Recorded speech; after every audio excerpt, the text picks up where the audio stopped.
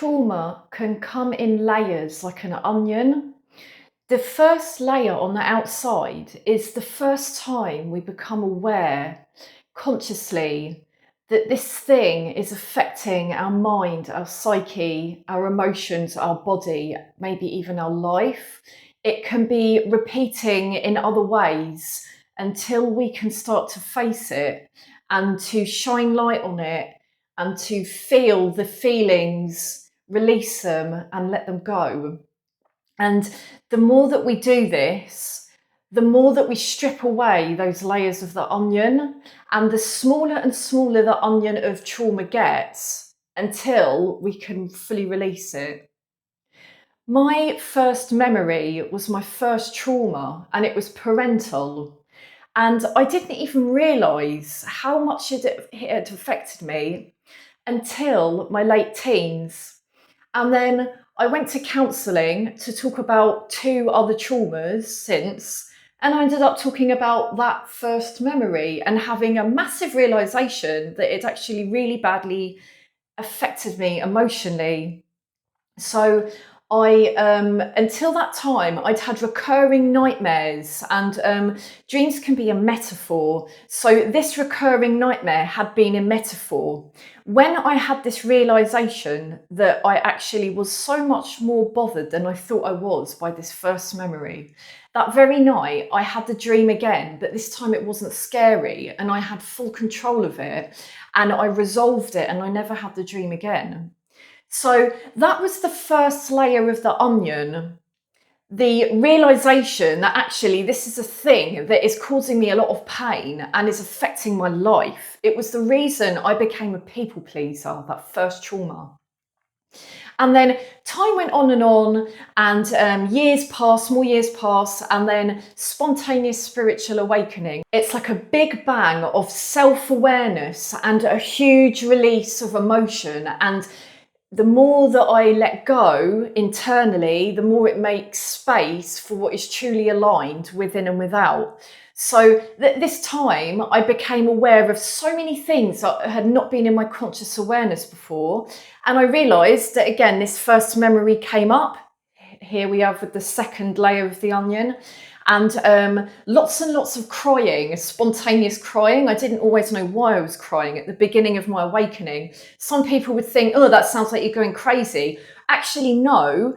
To be able to release emotions is the opposite. That's how we get our self back. We get our self-control back. We come back to ourselves. We come back to wholeness by releasing what's not meant to be trapped inside us. Emotion is energy emotion. So if we have emotions trapped in the heart, in all of the body, the mind, the soul, the psyche, energy field from old trauma, then that is stagnant energy and it is not meant to be in the body. Otherwise, this will start to cause us mental health issues, physical health issues, even like energetic issues. Like, this is why I maybe think some people get poltergeist activity, because they're keeping all this emotion in. Anyway, so coming back to the layer 2 of the onion, I did lots of crying, releasing, processing, awareness. And then again, I thought, oh, I've released this trauma from my early life. And then that was another layer of the onion. And then something else came up and I thought, actually, there's still some emotion here.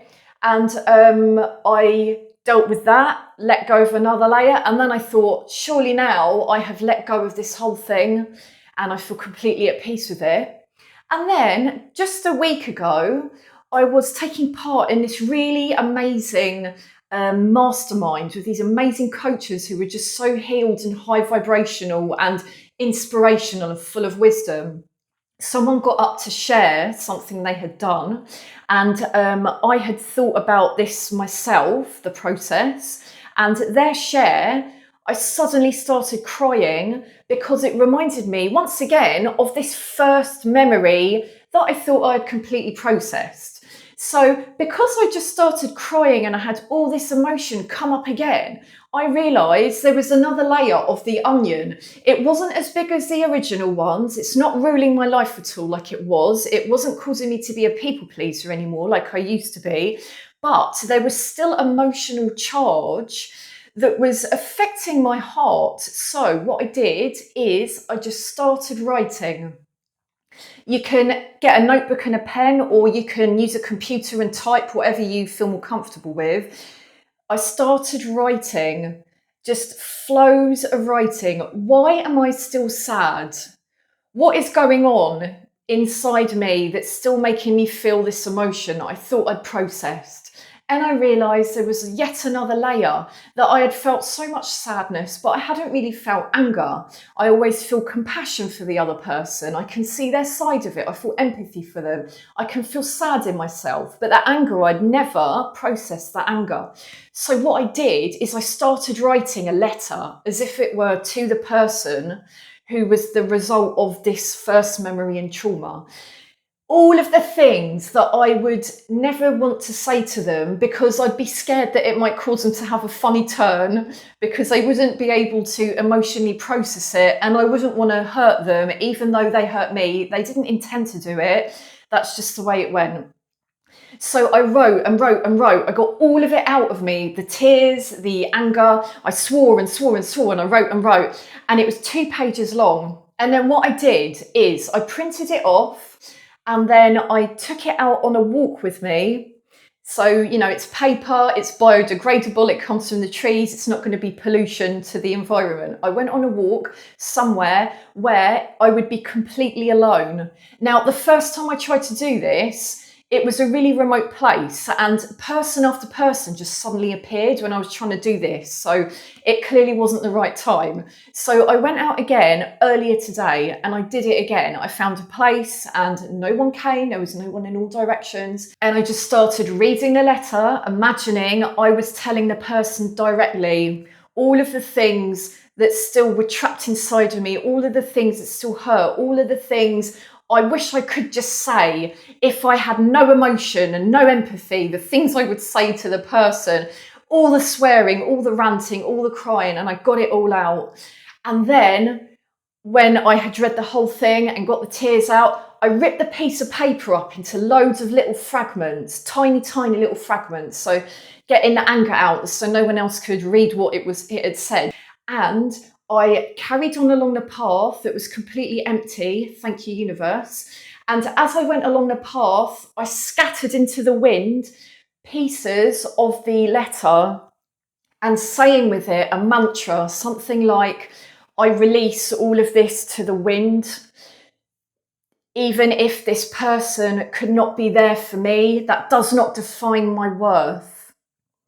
I am one with nature. I am one with the universe. I am much more than this one person's lack of validation. This person's lack of validation does not define my worth. And I carried on scattering the pieces, and I just felt more and more release and more empowerment. And then that was it. It was done. It was kind of like a self-exorcism of emotion, and it was so incredibly powerful, and it released another layer of the onion. Now, every time I thought it was the last layer of the onion, maybe there's still a little tiny few more layers in there, I don't know, but if there are, it will come up when it's meant to. We can't force these things. It comes to the surface when it's meant to. So if this video's found you today, maybe something has resonated for you.